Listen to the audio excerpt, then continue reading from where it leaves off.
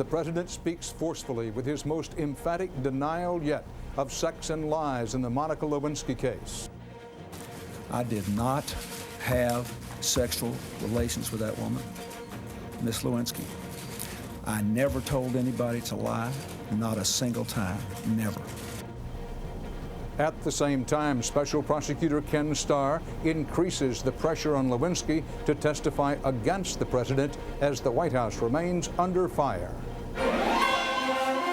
This is the CBS Evening News, with Dan Rather reporting tonight from Washington.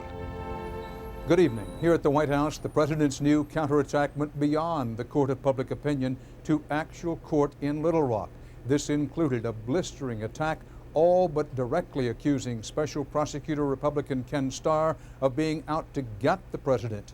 In new motions in the Paula Jones case, former White House intern Monica Lewinsky has reportedly told all, talked, but still does not have a deal for immunity from Kenneth Starr. And Hillary Clinton stands by her husband at the White House, then heads to a planned appearance in New York. Our coverage begins with CBS News White House correspondent Scott Pelley. Scott? Dan, tonight, Monica Lewinsky's attorneys tell us that she has told prosecutors all she knows. They describe what they call a complete account of her relationship with President Clinton. But that account was given over the telephone today and was not written down. Prosecutors are still trying to decide whether they will offer immunity. This new threat came on the same day that the president finally rallied to his own defense. The president had been silent 3 days. His lawyers wanted it that way.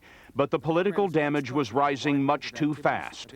Today, drawn and bleary-eyed, Mr. Clinton joined the battle to save his presidency. But I want to say one thing to the American people. I want you to listen to me. I'm going to say this again. I did not have sexual relations with that woman, Miss Lewinsky. I never told anybody to lie, not a single time, never. These allegations are false, and I need to go back to work for the American people. Thank you. He turned his back on questions as the First Lady followed, applauding. The woman who could bring down the president appeared for the first time today, leaving her apartment with her lawyer. Lewinsky has indicated she will accuse Mr. Clinton of a sexual relationship, but only with a guarantee from prosecutors. He knows that I want essentially full immunity. He knows that I want and will accept nothing less than a promise not to prosecute. So how close we are is really in his hands, not mine. Tonight, independent counsel Kenneth Starr is considering whether to accept Lewinsky's oral statement. He had been insisting on a written version. CBS News has learned the independent counsel is investigating reports that people working in the White House spotted Mr. Clinton and Lewinsky alone in the mansion at various times. Secret Service records have been subpoenaed. The agents expect to be next. The White House strongly denies the reports. The president's denial is quite clear that there couldn't have been that type of encounter.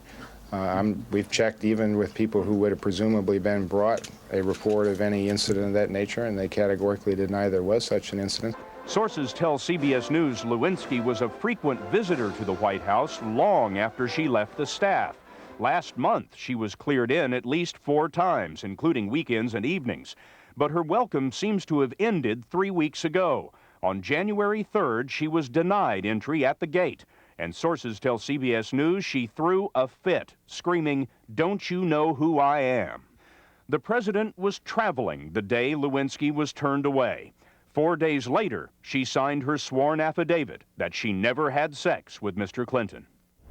A grand jury is due to convene tomorrow, Wednesday, and Thursday. The grand jury will be hearing from witnesses that include the president's friend Vernon Jordan and the president's own personal secretary. Dan?